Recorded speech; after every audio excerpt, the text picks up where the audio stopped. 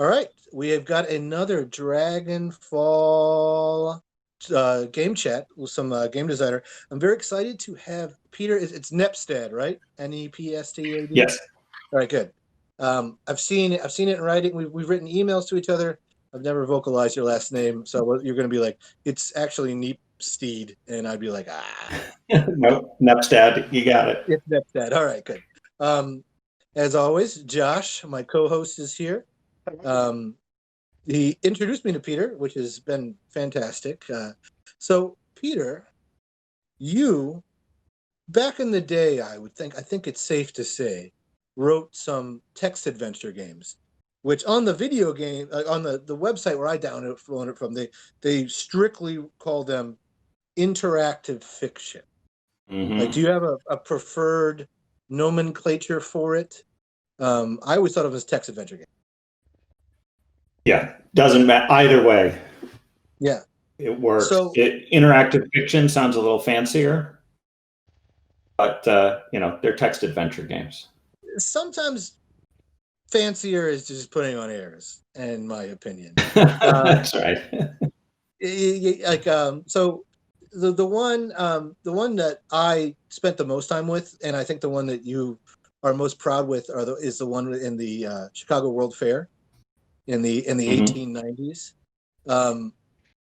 Brilliant stuff, man. Like I'm bad at it, but I kept going, and then during this, I'm gonna have some interlay, and I kind of chose some funny ones where I kind of just start cursing at you because it wouldn't let me use the Konami code and stuff like that.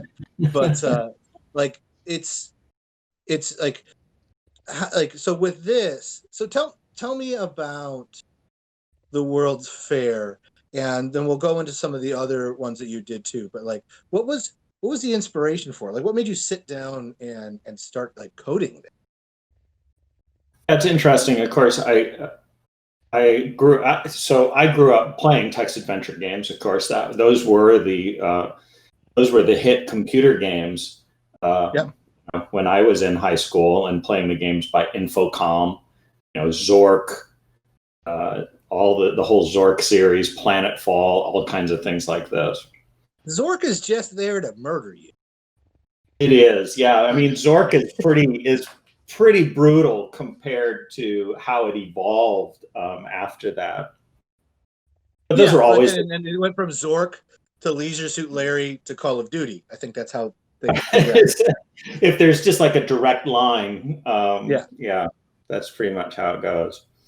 So I loved those games, and there became kind of a fan community around recreating those and figuring out how they developed them and what sort of code base was used to develop the games off of. And so I used to follow that group and learn how to create those games, but I didn't really have a topic that I really wanted to build something with originally.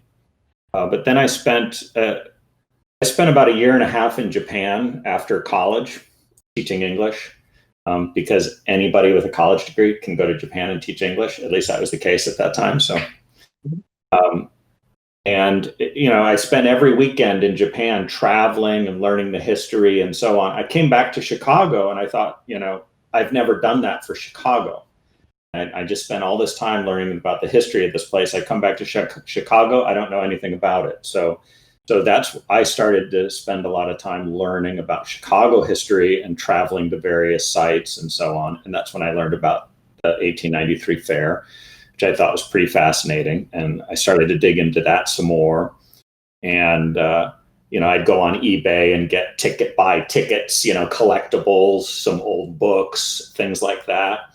And at a certain point, I thought, well, let me blend these two hobbies. So I'm spending all this time studying the World's Fair. I'm spending this time trying to learn how to write an adventure game. I can put the two things together and continue both of them and not feel like I'm just spending a bunch of money on tickets and old books and things. It's research for a game, right? I mean, so I felt like so I've got several, and they're going to be playing in the background of this, where I just kept going, go east, go east, go east, until I hit the river, and just like I'm not the lake, and because there is no east side of Chicago for those of you that aren't local, but the and then I would go north, and like that was enough for me. Like you have a burglary and like diamonds you're supposed to be. I played for 25 minutes doing capture, and I never even cared about that. And I'm not saying that you didn't Yeah. have like you need to have like those Easter eggs to look for, but I like the fact that you curated all these like black and white photos that were time specific for each location, and Mhm. like a nice succinct paragraph for each one was like, okay, like I'm not saying that it's like edutainment or whatever, but I was like, this is great. I know, and being a Chicagoan was also very nice because I can go, wow, these things have changed so much, and oftentimes uglier. Like the architecture that was on display was Right. just magnificent. Like, so how long did you spend like in the libraries going through clippings in order to get to the point before you were ready to code, or did you start the coding process first? Yeah, and so I did, and I visited a number of Chicago libraries, and actually the top floor, the Harold Washington Library, has a lot of great stuff that you can check out and just sit there and do some research. There were a couple other libraries that I spent a lot of time in just researching it. And one of the first things that I decided to do was make it a completely, I guess, it's open world now, Yeah. as they call it. But I really wanted to make it so the traditional game design is you move into a room or a group of rooms, and then you need to solve a puzzle to get into the next group of rooms, right? And so what I thought I would do here, one of the puzzles of the game really is that every single room, minus a few like end game rooms and special things, but just about every single room in the game is available for you to go into at move one. And you need to kind of organize how you're going to move through this environment. And the game's not going to tell you how to do it. And it's not going to constrain your movements and then make you solve something and then go to the next larger area. It's all there. So you have all the information and you have a map. And I ended up just designing the game based on a map of the World's Fair. And yeah, and then the idea is you have to kind of manage your time and how you want to tackle this environment, which is enormous. Do I go to this building first? Do I go to that building first, or head north or south? And it's entirely up to you. And so, as I was coding it, I mean, that's when you start to realize the restrictions in your material, because all of the books have pictures of the outsides of the buildings, but very few of them have descriptions of what was in the buildings. Right? Yeah. So, Okay. right? And not only what was in the building, what were the exhibits? And so I ended up really focusing in on some books that really went into detail. There were catalogs and publications about what was in those buildings. And then I'd read them and pull out things. I was like, oh, that's interesting. I'll put that as an exhibit that you can visit in the game. So, and I tried to be intentional about some of them, like the observatory out in Lake Geneva, um, which the name escapes me. Turkey's observatory out there, the telescope there was at the World's Fair, and so I made sure that was a room there. Um, a lot of those elements that still exist today, I tried to fit somewhere in the game so people could see that.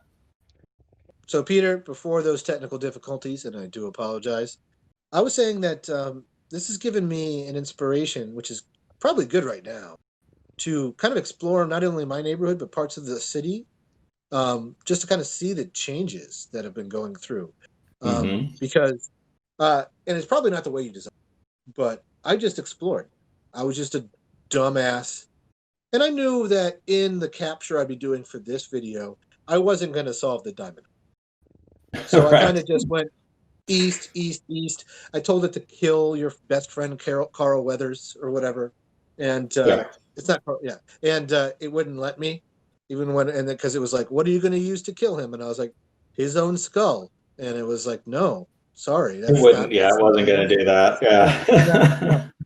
no. So you're going to see a couple like jokey, stupid snippets in here, but Yeah, this and is that was the design too, yeah, was just the idea that even if someone didn't want to play the game, they could visit the fair, basically. And I wanted to kind of make it so you could do that. You could just kind of go visit the World's Fair and wander around. Because, yeah. you know, a lot of these photo books are available, but to have it laid out spatially so that you can move from building to building and really get a sense of how it's organized. Yeah, and it makes it more interesting, I think, to How visit. Was that many? a you? Sorry, Josh, go ahead. I was just going to ask how many words can you use for a command, and how big is the vocabulary for the game?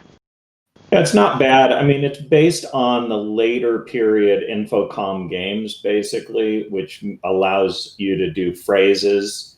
Okay. So it's unlike, you know, those old games. There was the Scott Adams games like Pirate Adventure, where it was just like, I know you those know, games eat very well. food, right? Yeah. But you know, but this sort of game has a more complex parser, as they call it. You can, for example, talk to your friend by saying, ask Carl about the diamonds. You can say, pick up the diamond and put it in your bag, things like that. So it allows phrases, but it does still need to understand what you're saying. So it is always looking for the noun and the action, what you're trying to do. So back then, how old were you when you were doing this? Well, when I was writing the game, Yeah, so, I after guess, college, after Japan. yeah, it was, yeah,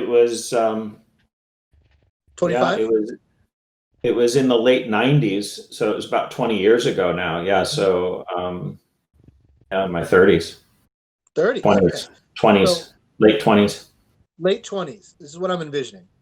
A man in his late 20s with a Sharpie writing the flow chart to the Chicago World's Fair 1893 on the wall of his place that he knows he's not getting the deposit back for anyway.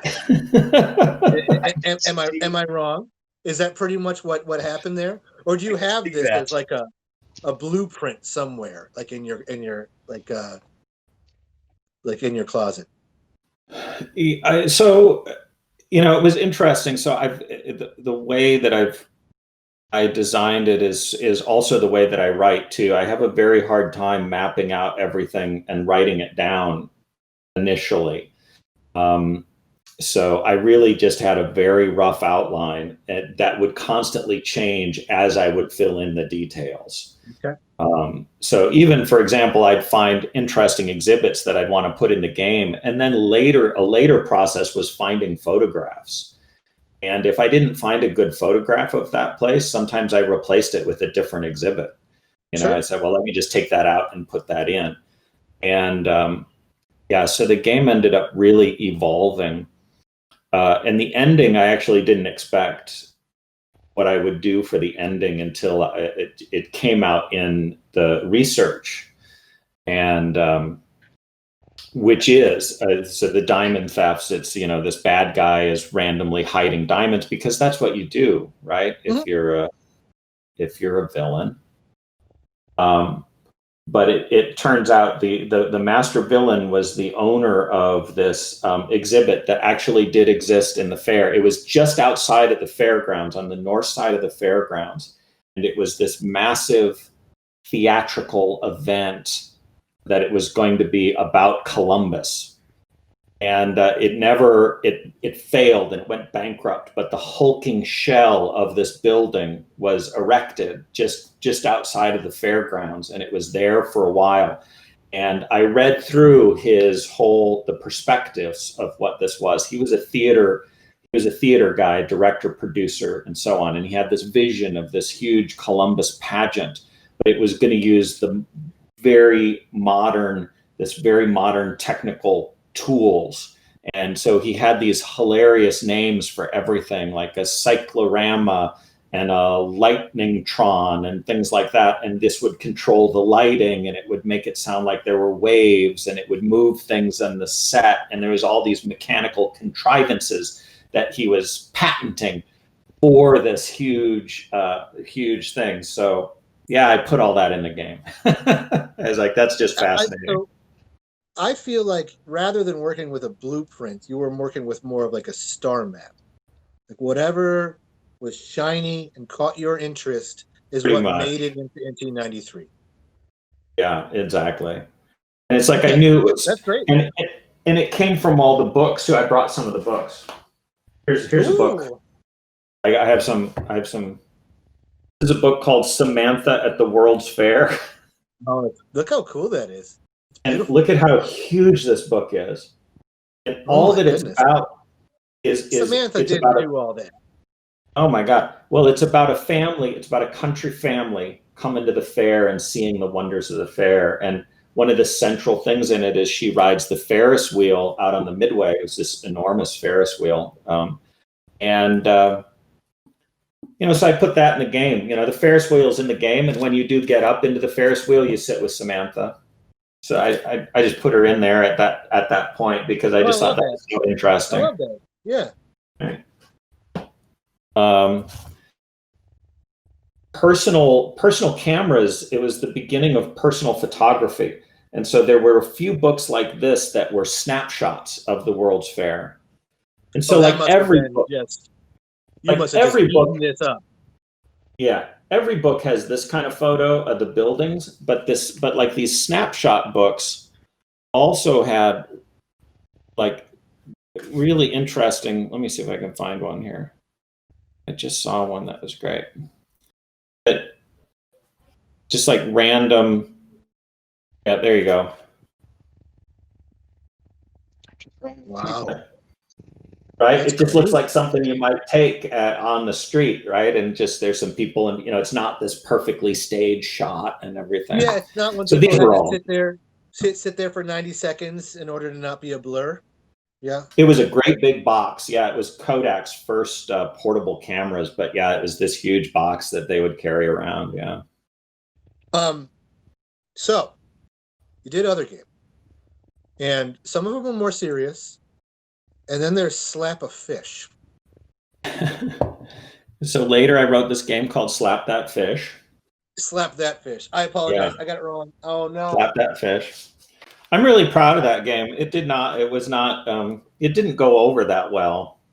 It's got the lowest rating on there, but when I was playing it, it was fun. It was funny, at least. Like, you had different finishing moves you needed to use on different fish. Like, that's right. Like you had to, and I'm oversimplifying things, but you needed to elbow a herring, like it's and then some of them would just be incensed, but by that, but so you kind of went from this, and it looked like it was kind of a trajectory of like, insanely researched, like conceptual stuff, to then just trying to enjoy yourself a little bit more, but like take your hair down. There's some like Cthulhu or influences stuff I saw in there too, which was neat. Yeah, and Slap That Fish was just all about. It's like I was like, I want to make like, what if Mortal Kombat was a text adventure game? Was my first thought, and it's just like, how terrible would that be? And then I thought, let's make the opponent fish. And there were it all made sense to me for some reason. And I think because I played 1893 the World Fair first, I was thinking of them as fish walking down the street in downtown Chicago with like a hat and a briefcase, and then you're just like, like that. Yeah, with the cane. I brought my own narrative to it, so yeah. I did make, and just like,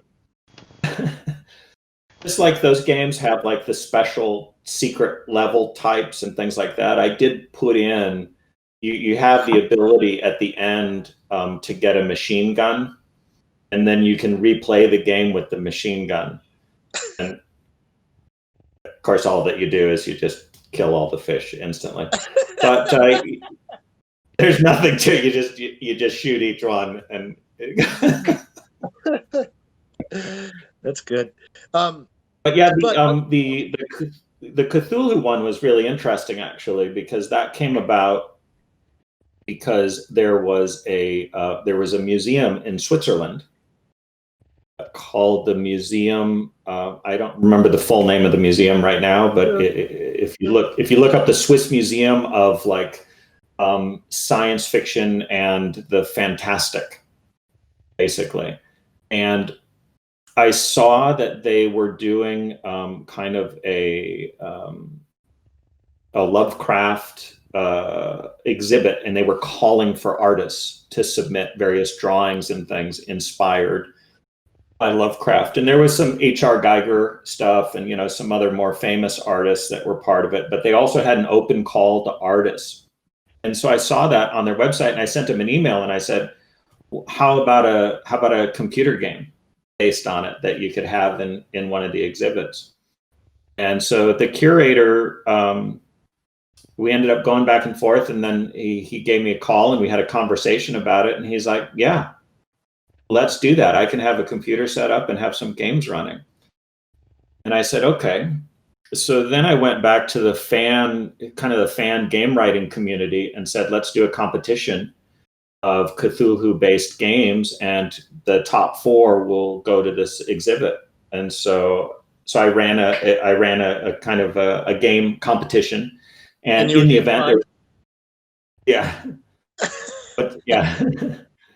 and so about 4 or 5 of them submitted, and I ended up, instead of just picking some, they were all real good, and so I just then created kind of a launch screen for all 5 games and sent it to the museum, and they set it up as part of the exhibit so people could go back there and play these games. Cool, man. Wow. Yeah. So that was really fun. You were selling 1893 in a museum, like hard copies, right? I was, yeah. Oh, I brought that too. Oh man. That's awesome. What is that cylindrical device right there? Yeah, you might not remember these things. They're called CDs. So there you go. Compact disc. I don't know why they needed to say it's just compact. Like, there's so many better. All the acronyms back then were just like, why did you go with that? Right. Like they made no sense. No sense. Yeah, no. But I sold them. They sold real well at the Chicago Architecture Foundation and the Field Museum. And Printers Row Book Fair, I used to go there every year and have a table. Really? I sold the games. Oh, that's great. Yeah. Did it have a special edition monocle that came with it? Yeah, there was. I actually, the first games that I sold, I did create replica tickets of it from the fair and included them with it, so you could get a little tickets. In the interactive fiction world, they call those feelies. Yeah. Okay. Yeah, those were really big back in the day. Right. Yeah, and so my feelie was a ticket that from the fair that I printed out and cut up and everything. But then when I got these produced, I just sent them these. So because that was expensive enough. Do you keep up with the like text adventure, interactive fiction like scene these days, or you kind of bowed your head? I do. I mean, I haven't. The last game that I wrote was probably about 3 or 4 years ago. It was Mysterious Whispers, which was because what some of the guys in the fan community wanted to get together a group of games based on each track in the They Might Be Giants album, Apollo 18. That's as niche as it gets. Yeah, so it's create an interactive fiction game for each track, and so we did that. My track was Mysterious Whispers, which is like a 20-second song, and and so we all created those and kind of put it together as an album. Released that, got a little feedback on it. The They Might Be Giants guys were tickled. Oh, I bet they loved it. Yeah, and so, but that was the last one I did. But they do an annual competition, interactive fiction competition, and there's usually about 20 or more games that get submitted to that, and often some really great games and some really artistic choices and really literate things. Really stretching the boundaries of it, and that can be really fun to dip in and play. The only game that I submitted to the competition was Slap That Fish. It was, I think it was 26th out of, there were a lot of entries that year. So it was out of 30 or 40, out of 27. Yeah. It didn't go over well. The competition, they really like the more literate games. And I think it's Mortal Kombat and maybe they need multiple categories because it's really not. Seriously though, it's not fair to judge, But Peter, I don't know. I thought it was pretty reasonable. I love your goal, but you turned in Slap That Fish to the interactive fiction _ competition, and we're like, I didn't win. Yeah, I didn't win, strangely. It's fun. Like, I was playing it, and I was just like, I laughed more at that game than games that are trying way harder with a bigger budget to be funny. So I was just like, this is absurd. This is absurd. This is I think as a game designer, I do like I could never, what I want to say, I just want to follow where my ideas take me. And I don't want to worry about whether it's a good idea or not. I just want to, it's like, this is the idea I have, and this is the creative impulse that I have right now. And if there's one thing I've learned about creativity, if you don't seize on that creative impulse, then you're not going to be able to do something else. Correct me if I'm wrong, but that's how you write music too. It is, yeah. Yeah, it's very hard. It's very hard for me to sit down and say, I'm going to write a song about X. It's usually X just kind of comes up as a thing, and I start thinking about it, and then I just go down that route and see what comes out at the other end. Surprisingly, for being a compulsive creative person, you're a very good listener. That's not usually those things are not entwined. I try. I've been looking into, and we were just talking to our buddy Roderick in a video we were doing earlier. We were talking about something that he and I have been looking into, is AI Dungeon. Have you seen that? I haven't. It's an app that, and we'll make it short if you haven't seen it, but you should check it out.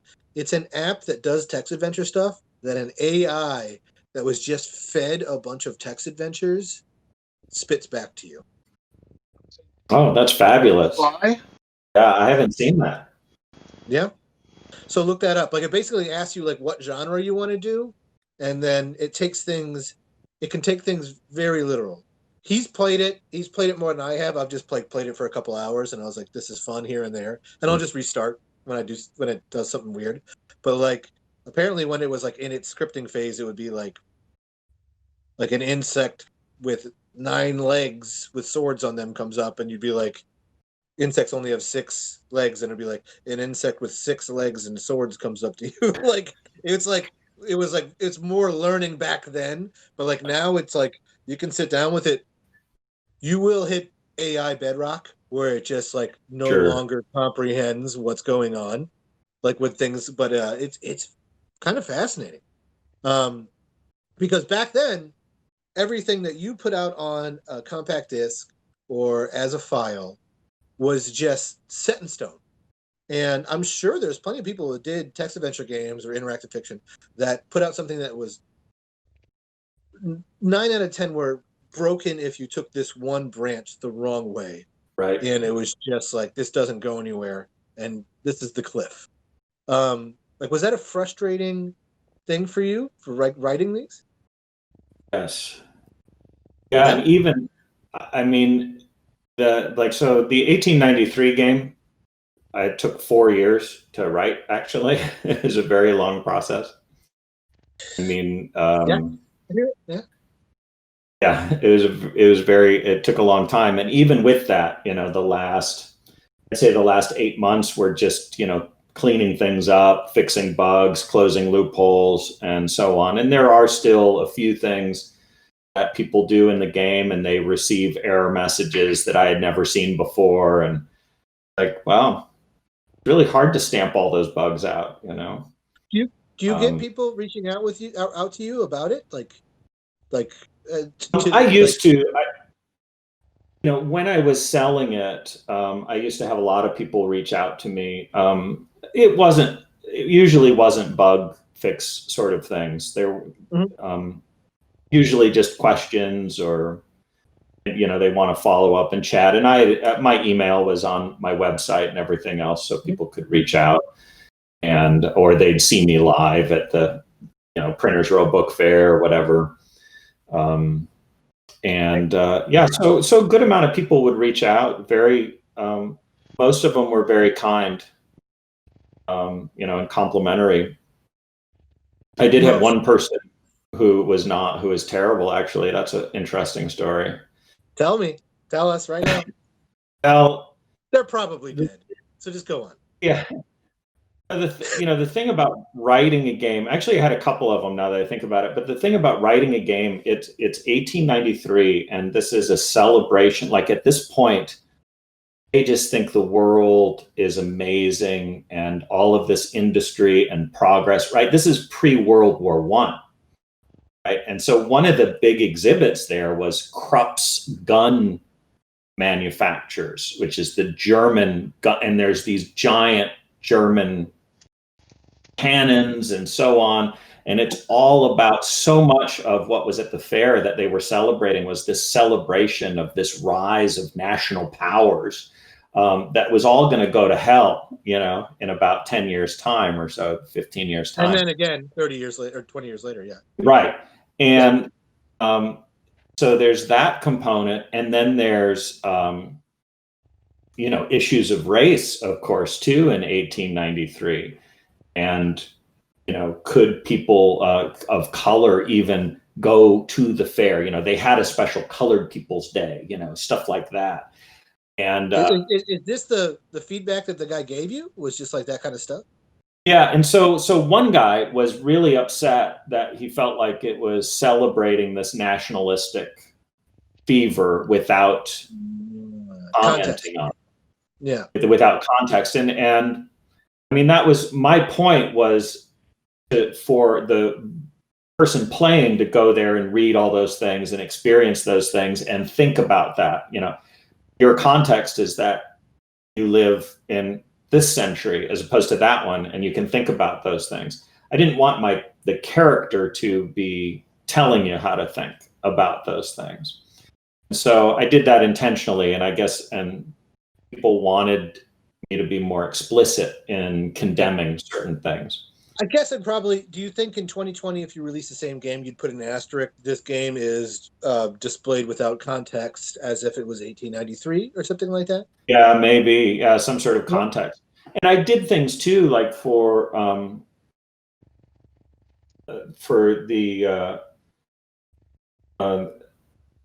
there's an exhibit on the Midway. The Midway is the whole Midway from beginning to end is problematic, because like there was the Street of Cairo, there was the Chinatown, there was the cannibal village, and people were really excited to come see the cannibals and things.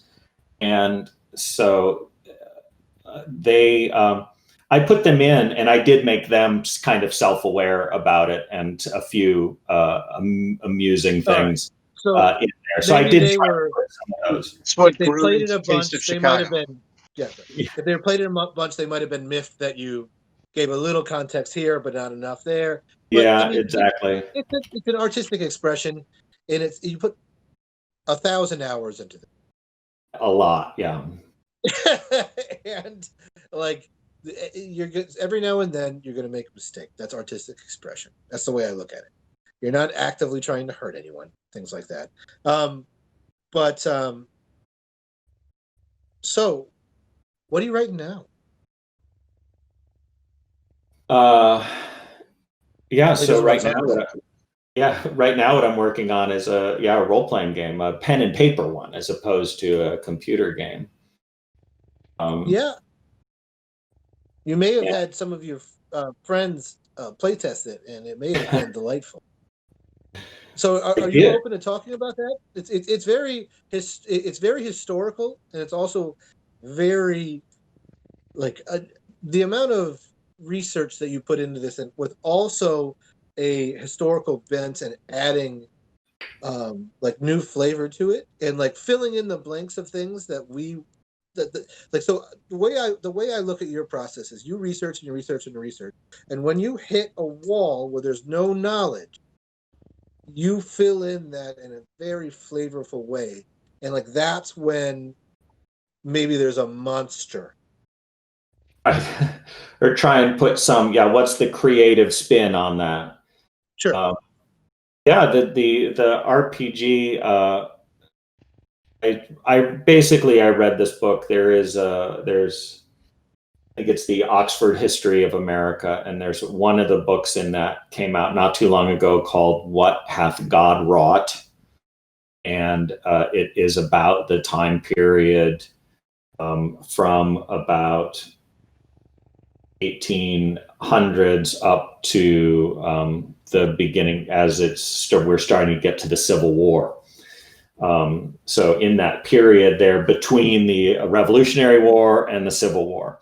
And it's as I read through that book, it's an extraordinarily readable book for an 800-page Oxford history book, and it's surprisingly, and it's No, all about. I believe you. I Yeah. believe you. But like when you read off the name of it, I was like, this is not a bestseller. This is not a bestseller.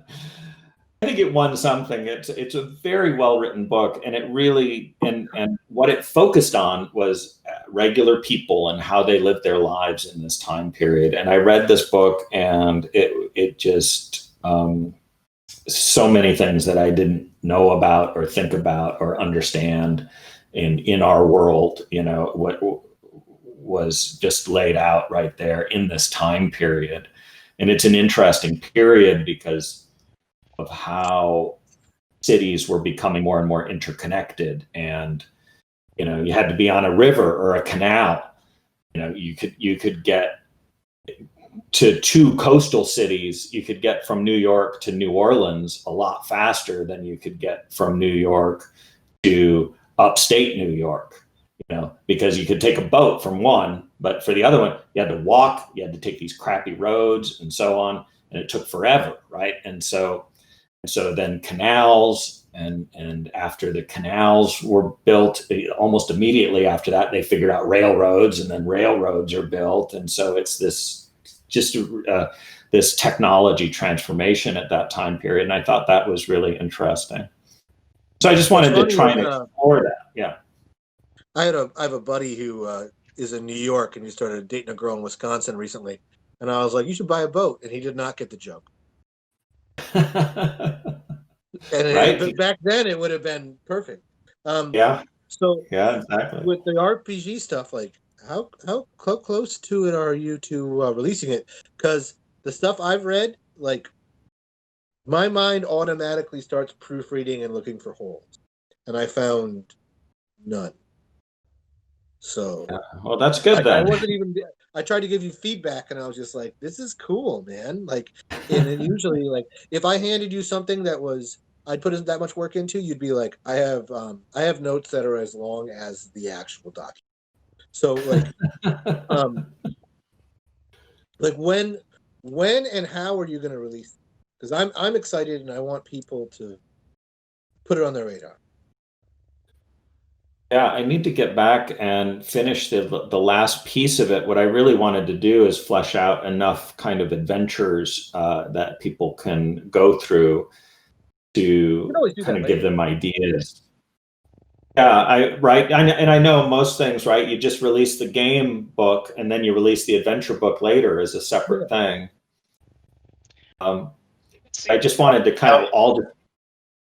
Yeah, I was gonna say I could see the value for this game because it's very open. I mean, the style just by design, it's a very open. So giving new GMs a path to start down is probably a good idea. Right. Yeah, New that was what I was. New GMs are playing Dungeons and Dragons. Like, if anyone's going to come across anyone's game that is like an independent stuff, you need to kind of assume that they're not picking it up at Barnes and Noble and that they've got history. And that's just put it out there. Assume that they've got some experience Right. and just hope for the best. Like, I mean, if you've got an adventure done, I mean, this is just me just caterwauling. Just put it out, man. That stuff I out put there. out And stupid, yeah, whatever. yeah, Um, and my main so again, just like with 1893, just like with the World's Fair game, where I was studying the World's Fair and I wanted to write a text adventure game, so I just put them together. This was the exact same thing.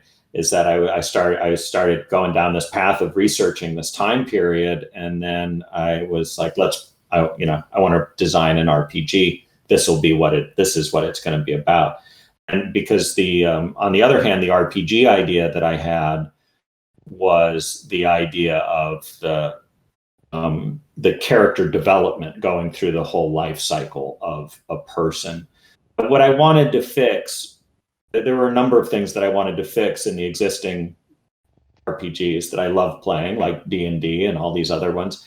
But leveling is such a pain, and counting experience points. How many experience points do you have? How do you level various skills? And then you level up and you get more powers and so on. You want to eliminate the abacus.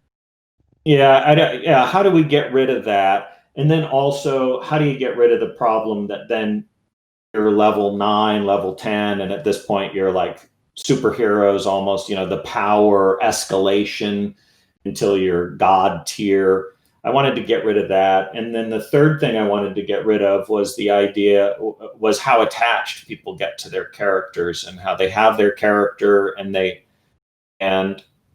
supposedly anything can happen in a role-playing session, but you better think twice if you're going to kill off one of your friends' cherished characters, right? They might not appreciate that or want to continue those games. And so people just get really attached. And so I thought designing a game where you just go through a life cycle and from childhood to old age, and you play a certain amount of games at each level, and then that's it. You go to the next, you grow up more, you gain more skills because you've grown up. And then once you've played those games, I think it's a total of 12 or 14, and you filled out that person's life. You gotta move on, right? They're dead. They've retired. It kind of reminds me of Aria, the RPG system, but not bad. You ever that's one where you played like characters part of a dynasty or dynasty, whatever. But it was a mess. It was a beautiful mess though. Like there's so it's like got great artwork and great writing in it, but like anything that had to do with actually committing to a task was kind of broken. You know what I'm saying? Like that kind of stuff. They're like, let's not worry about physics or dice or anything, and then people will like it. People will like it. But like you're taking like a more like measured approach to the whole thing, which I like the birth to death stuff, especially because being privy to your rule set, I won't give out specifics, but you were talking about like different bonuses to being a child and then bonuses being a elderly person and negatives to each. And like there's certain things you can and cannot take. It makes sense. It's great. But we've been talking for a while. Where, Peter Neepstad, where can we find your writing right now? I've got the links. I can put them in the bottom, but tell us where you'd be promoting it, what your website is, because the one that with your email and stuff, so people can bother you. Give us your credentials. Well, I haven't refreshed. I haven't done a new website for a while. I haven't done it. I need to do the new one for the RPG. So, I mean, I used to sell this game for a long time, but it's free now. Yep. So, and Where is yeah, you can go out. It's in the interactive fiction database, available to download for everybody. You will have to include that link, and I'm not remembering what it is exactly. It's like tads.org or something like that. I know what you're saying. I'll get there. Yeah, the TADS one. And those are all online in a collection. And otherwise, I've pretty much killed my website. Wait, let me see. I'm going to go look at it right now. Hold on. MySpace.com/Peter. See, MySpace / yeah, it's still up there. Actually, it's a www.illuminatedlantern.com. Okay. Because the company that I was doing was Illuminated Lantern, and but it looks like the last article I put up there was in 2012. Okay. I will say this: I just always think about lanterns as illuminated. What? Sometimes you turn them off. Just sometimes they're on. Closing thoughts is, I think of lanterns. I think of illuminated. So you're a The wordsmith. illuminated. So the illuminated lantern. That's something we didn't even talk about. But I used to have an Asian cinema review website, and that's what it was called. It was the Illuminated Lantern. So I just kept that as my interactive fiction company. That does not surprise me about you at all. Yeah, I used to review Asian cinema, which was funny because then if you Googled my name for a long time, one of the first hits you would come up with was a Chinese movie called Public Toilet. So you would put my name in, and Public Toilet would be one of the first things that I was always pretty. And was the proud about third that. word? It was public toilet misdemeanor. Is that what? Misdemeanor, yeah. That was the name of the movie by the director Fruit Chan. Hong Kong movie director. That's a pretty good movie. Well, thanks for your. On that note, thanks for your time, Peter. I'm going to talk to you about Josh and I'll talk to you about being on a panel when the convention comes closer. But this was exactly what I wanted. This is fun. Is that okay? I had a great time. I had a great time researching this shit. Like actually going through your games. I'm gonna fire them up tonight before I go to bed. It's a lot of time. This is very worthwhile. I don't really enjoy talking about myself, but I just did for a long time. So then you did it okay. You did okay. All right. Yeah. Middling.